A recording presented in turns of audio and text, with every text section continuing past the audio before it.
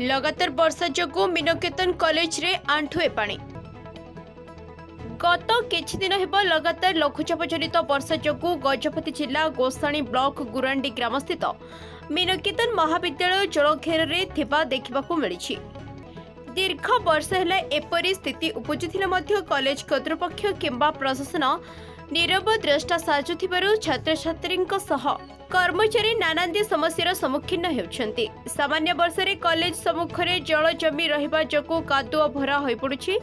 गोटे थर पानी जमाट बांधिले निष्कासन व्यवस्था नथिबारु 5 दिनरु ऊर्ध्व समय कॉलेज परिसर कादुआ भरा होई रहउछि। परिवेश अपरिष्कार सह सरीसृप और मशा माछीको दौरात्म्य बढ़ुछि। महाविद्यालय को सरकारी अनुदान आसुछि, निर्माण कार्य हेउछि, हेले योजना विहीन कार्य जोगु एभली परिस्थिति सृष्टि हेउछि। जल निष्कासन निमंते ड्रेनेज व्यवस्था पई आलोचना हेउनथिबा कारणरु एभली परिस्थिति उपजुछि बोली साधारण रे अभियोग होइछि।